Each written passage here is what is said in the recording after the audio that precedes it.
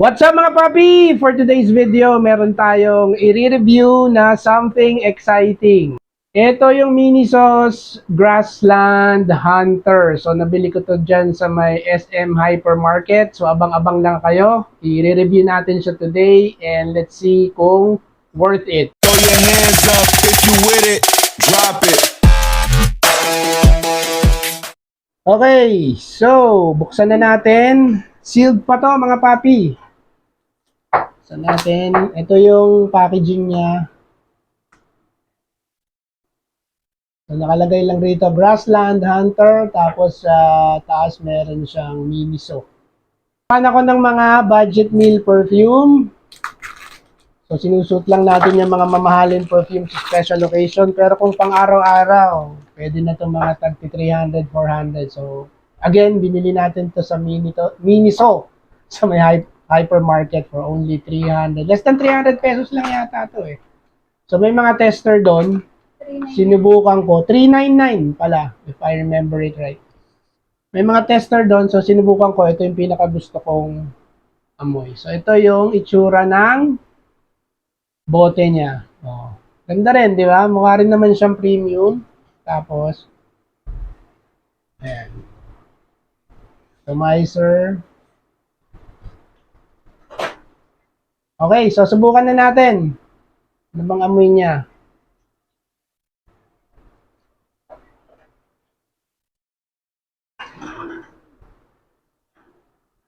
Bango.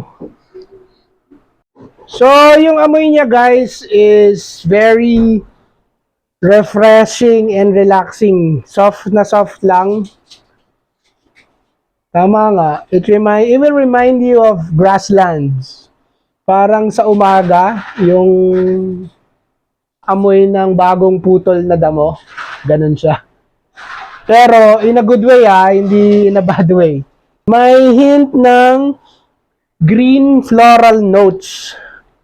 And very soft lang siya. And calming yung amoy niya. Di siya overwhelming. Feeling ko goods na goods to for everyday use.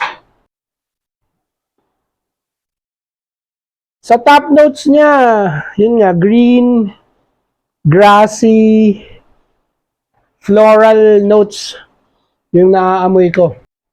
Meron ding hint ng konting citrus that makes the scent really fresh.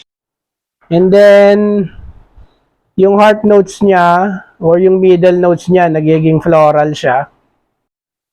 And then, after a while, medyo earthy na siya, musky, and woody. I guess yun yung base notes niya. Pagdating sa longevity, hindi natin alam. Pero sabi dun sa review niya, 4 to 6 hours daw. But that remains to be tested. Kasi ngayon lang natin siya in-spray. Meron din naman siyang sillage. May konting soft sillage siya. And yung scent bubble niya, hindi ganun kalakas. 5 to 6 feet na scent bubble. Pero sobrang soft lang and hindi siya sobrang nagtatagal.